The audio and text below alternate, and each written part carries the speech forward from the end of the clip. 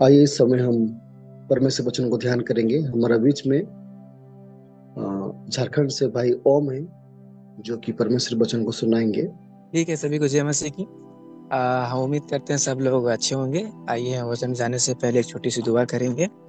हम प्रार्थना करेंगे। धन्यवाद देते पिता, प्रार्थना करते पिता, आपने सबको संभाल के रखे पिता, इसलिए आपके नामों को बहुत बहुत धन्यवाद देते हैं।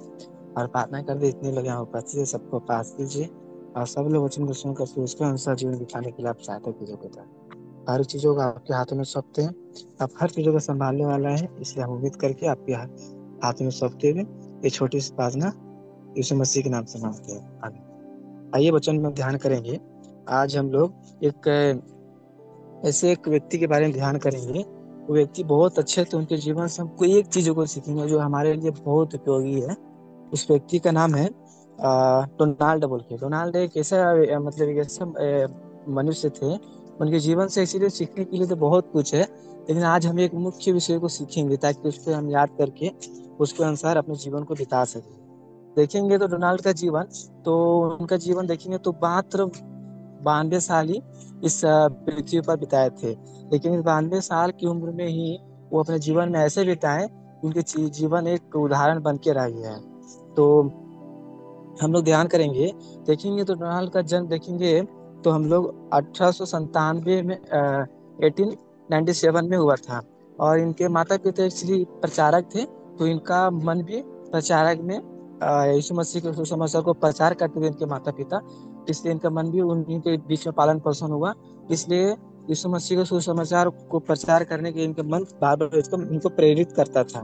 तो देखेंगे इनका एक इनके जीवन को पूरा पढ़ते हैं तो इनमें देखेंगे तो बहुत सारी चीज को हम सीख सकते हैं।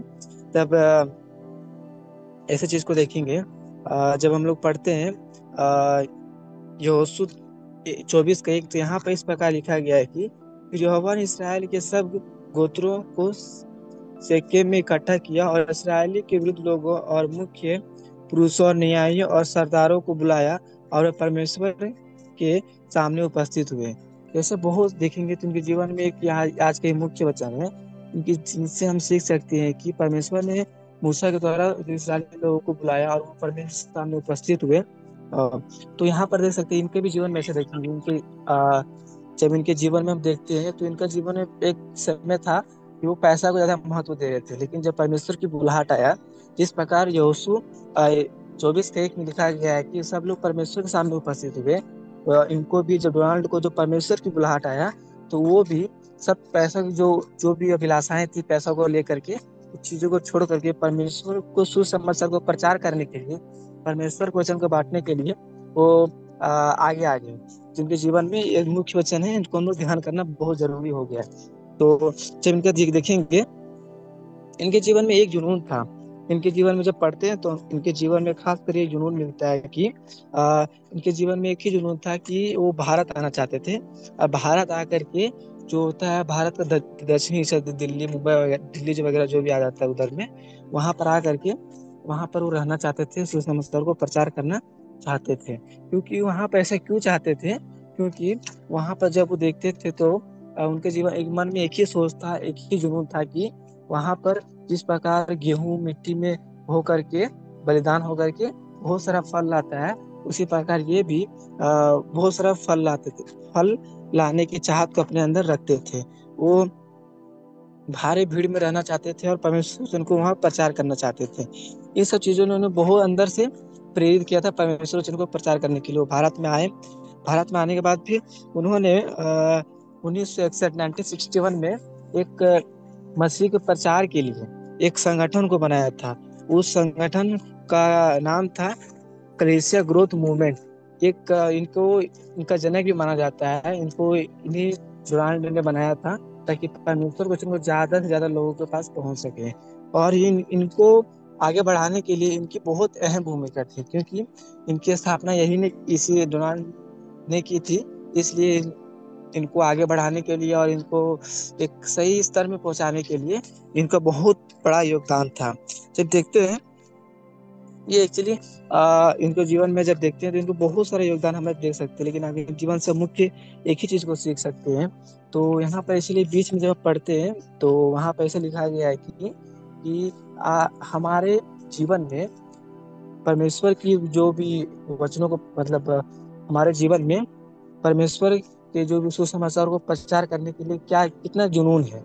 इस चीजों को हम लोग यहाँ पर एक ही चीज को सीख सकते हैं। तो यहाँ पर जब पढ़ते हैं तो यह मिलता है कि जब पढ़ते हैं तो ये मिलता है कि प्रिय कलीसिया के विकास के लिए आपका जुनून क्या है। तो यहाँ पर देख सकते हैं तो हमारे आज मुख्य विषय यही है कि हम लोग कलीसिया के विकास के लिए हमारा कितना जुनून है, हम उनके प्रति कितना अपने आप को तैयार किए हुए हैं कि वो हम कलीसिया को एक विकास की ओर, कलीसिया के लोगों को एक सही राह की ओर ले जा सके।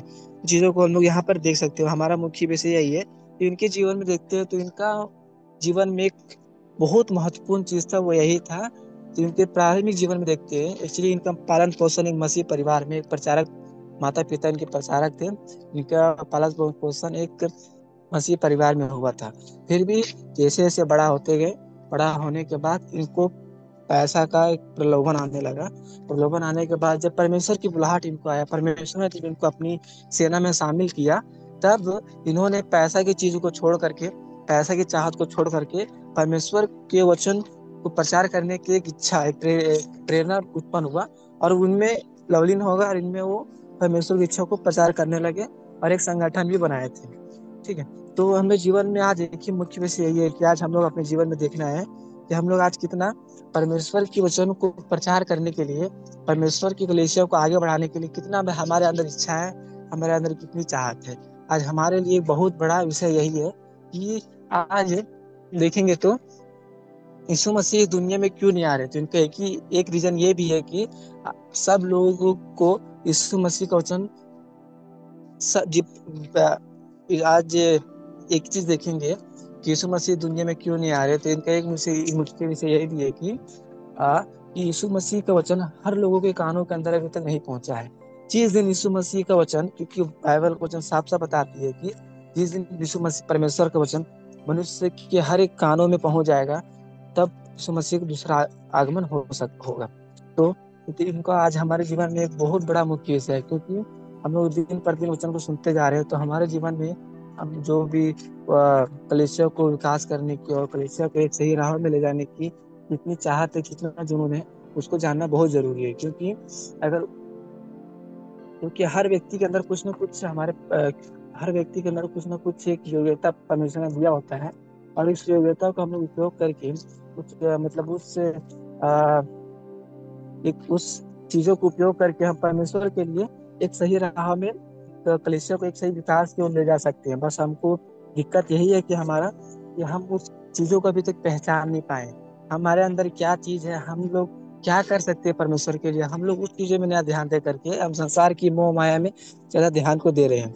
ये हमारे लिए बहुत सीखने के लिए बहुत अच्छा चीज है कि हम लोग सब चीजों को छोड़ करके, वो सब एक समय जरूरी है लेकिन वो कुछ सीमित समय के लिए। लेकिन फिर हम लोग जब परमेश्वर में आ जाते हैं, जब हम परमेश्वर में अंगीकार कर लेते हैं पूरी तरह से, जब हम बपतिस्मा ले लेते हैं, तो हमारा एक मुख्य विषय यही भी रहता है कि हम हर लोगों को शैतान के जाल से बचा करके परमेश्वर की ओर लेकर के आए, ताकि हर लोग परमेश्वर के स्वर्ग के राज में प्रवेश कर सके।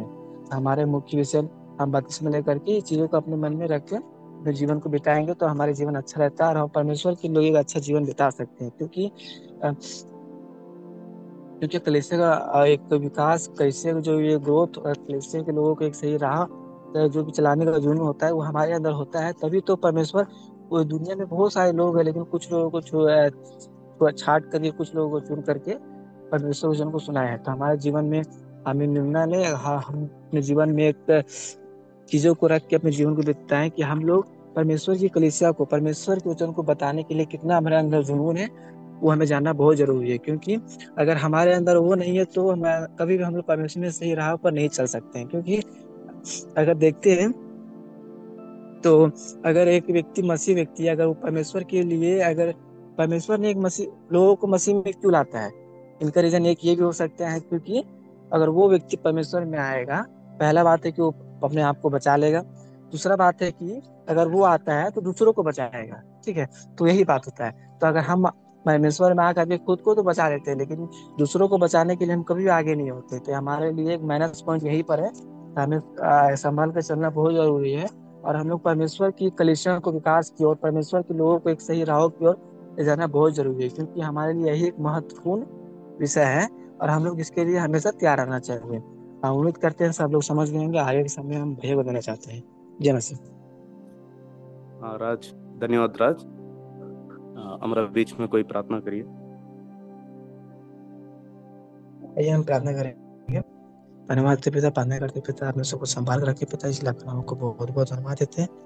मुझे इस प्रकार सीखे पिता, उस प्रकार अपने जीवन को बिताने के लिए, उसके अनुसार अपने जीवन को जीने के लिए आप सहायता कीजिए पिता। और प्रार्थना करते पिता कि आप हमें दिन भर हर संभाल कर रखेंगे और दिन भर हमें हर चीजों में आप हमारी सहायता करेंगे और हर एक चीजों से बचा कर रखेंगे। उम्मीद करके अपने जीवन को बिताने के लिए आप हमारे साथ रहिए और हमें अच्छे जीने के लिए और आपके अवसर को लेकर के आगे बढ़ने के लिए आप सहायता कीजिए पिता। सुख तक आप हमारे साथ रहिए और हमारे साथ के लिए छोटी सी बात नहीं, समस्या के नाम से